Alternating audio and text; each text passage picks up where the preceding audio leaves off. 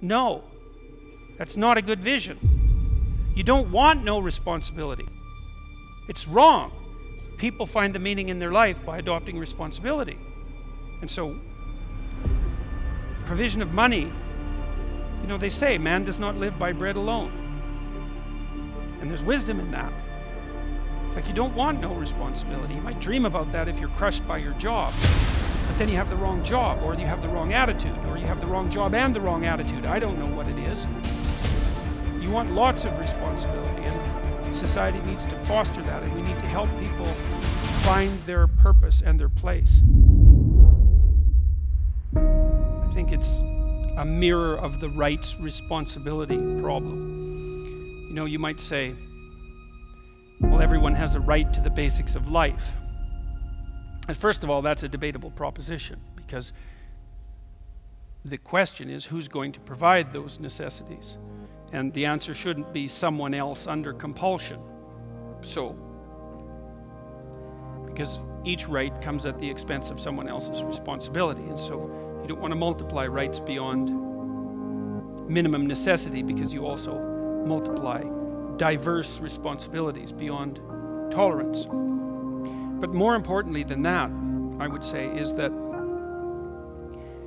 let's make it more concrete. So let's imagine that as the technological revolution progresses, more and more people will be in danger of being replaced by intelligent machines. Now, we don't know if that's true because it hasn't happened yet, right? And everyone has been predicting that was going to happen since like 1960, and it hasn't happened. And so there may be an infinite amount of work, and we're never going to run out of work. I suspect that's probably the case. But let's assume that people do get dispossessed as technologies transform, and then we have the problem of the development of people who have no viable means of making a living. And the question might be, well, what's the fundamental problem there?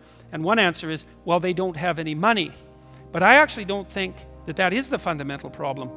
I've had many people in my clinical practice who were unemployed and had money. Now, they didn't have a lot of money, but they had enough money.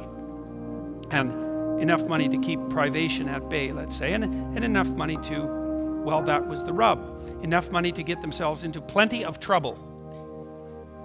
And so one of my clients, for example, was I liked him quite a lot, and he had worked in a hospital, and he'd been hurt, and then he got onto painkillers because he'd been hurt, and then he got addicted to painkillers, and then he got addicted to cocaine, and his life took a bad nosedive.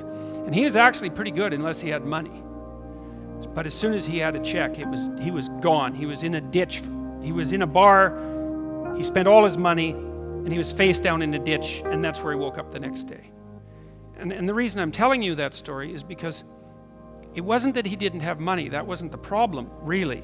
The problem was that he didn't have a purpose. He didn't have a place anymore. He got thrown out of the structure that would have enabled him to find productive meaning. And you might have said, well, he should have been able to conjure that up on his own, and perhaps that's the case, although he wasn't the world's most sophisticated person.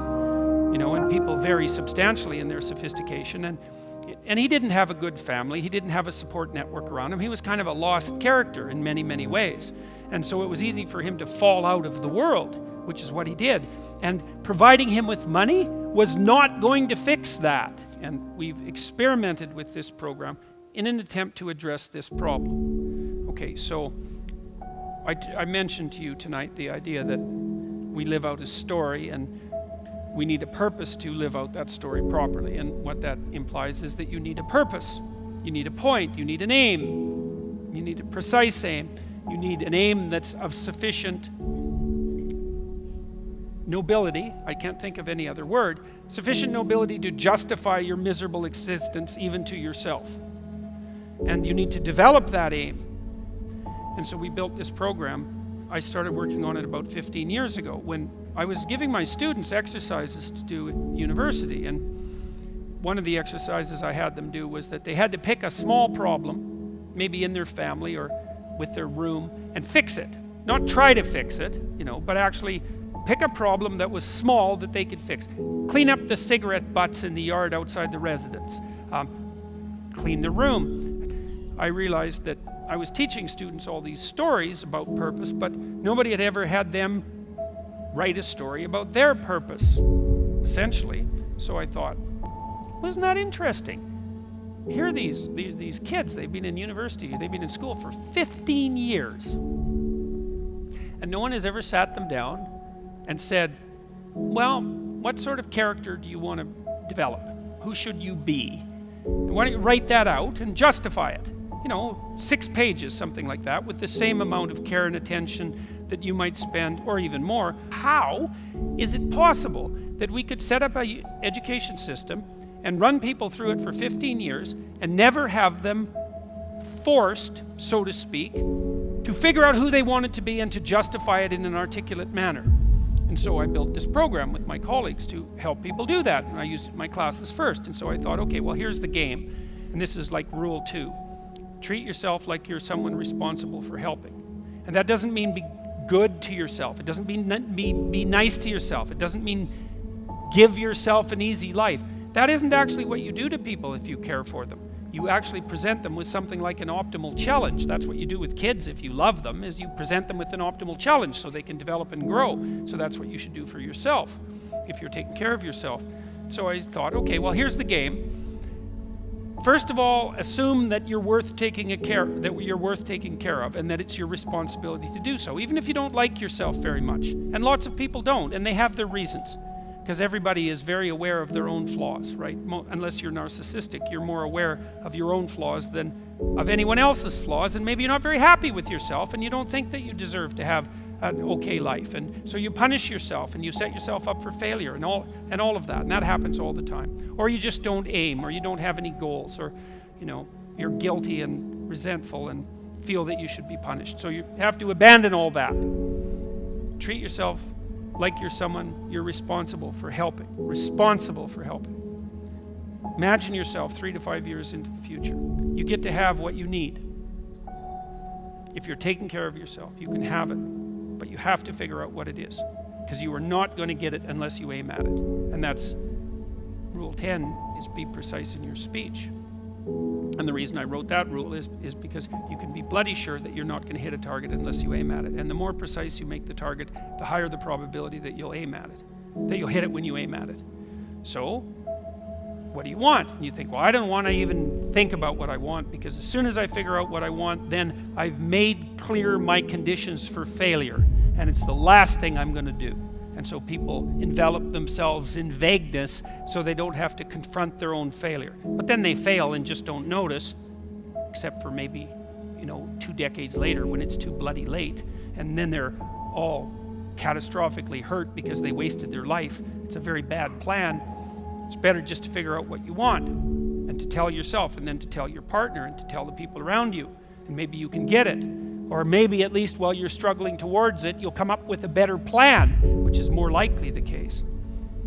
What do you want from your family? If you could have what was good for you, what do you want from your intimate relationship? How are you going to educate yourself? Because you don't know enough. What do you want for a career or a job? Because not everyone has a career. How are you going to spend your time outside of work in a productive and meaningful manner? How are you going to resist the temptations of drugs and alcohol and sexual misconduct, let's say, because those are the big 3. How are you going to maintain yourself physically and mentally? Well, those are 7 good questions. You can have what you want. What do you want? It's an operational realization of the New Testament principle. Ask and you will receive. Knock and the door will open. And you think, well, no, there's no possibility that that's the case. It's like, actually it is the case. If you don't specify what you want, you won't get it. And if you specify what you want and you want it, which means you're willing to make the sacrifices necessary to get it, then the probability that you'll get it expands immensely and miraculously in some sense. Now, of course, it assumes that what you want is within the bounds of appropriate reason, let's say. But you could also dream big, and there's always the possibility that'll work out too. So people answer those questions. Then they write for 15 minutes. Okay, your life is the way you want it to be in 4 years. What does it look like? Write as much as you can. Don't worry about being too accurate. Don't worry about grammar or spelling. Don't worry about getting it right, because you're not going to get it right anyways. Just sketch the damn thing out. If you could have what you wanted, what would it be? And then we have them do the opposite, which is, all right, take stock of yourself for a minute, with all your weaknesses and inadequacies and bitternesses and resentments and sinful tendencies, let's say. Now imagine that you let all of that go and occupy you. Just which little corner of hell would you occupy in 3 to 5 years? Why don't you write about that? And everyone knows where they'd go if they let themselves. And so then you have something to avoid, and you have something to strive for. And that makes you optimally motivated. Because maybe you're afraid, you find out you don't like your job and you're afraid to change your job. Then you think, oh, well, if I don't change my job, then I'm heading for this little corner of hell that I outlined. Think, well, that's not a very good plan. It's very threatening and stressful to change my job, but it beats the hell out of ending up there. And so then you have your anxieties behind you, pushing you forward instead of in front of you, stopping you cold. And then we ask people to write a plan, to implement their positive vision, to justify it, to come up with a strategy for making it into a real world realization. And we tested that on thousands of university students now. And the upshot was that it decreased the probability that they would drop out of university by 30%.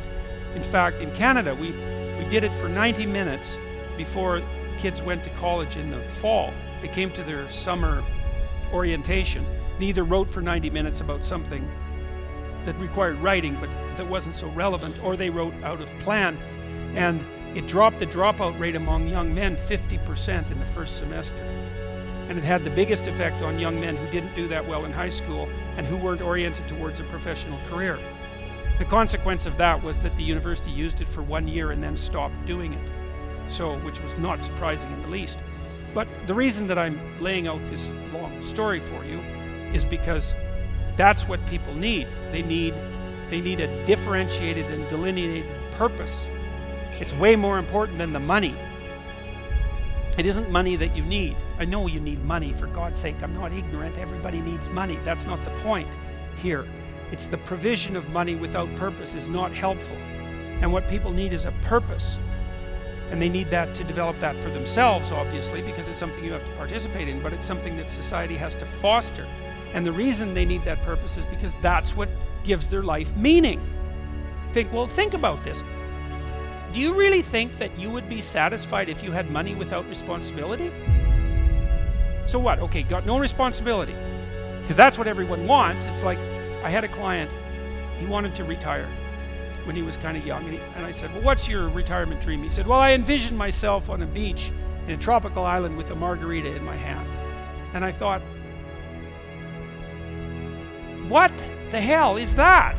It's like, okay, let's play that out. Let's be adult about this. Okay, so you go down to, you're this like red-headed white guy. You go down to the Caribbean and you sit on a beach and you're sitting on the beach and you have like 6 margaritas and you're there for like 3 hours. What happens the next day?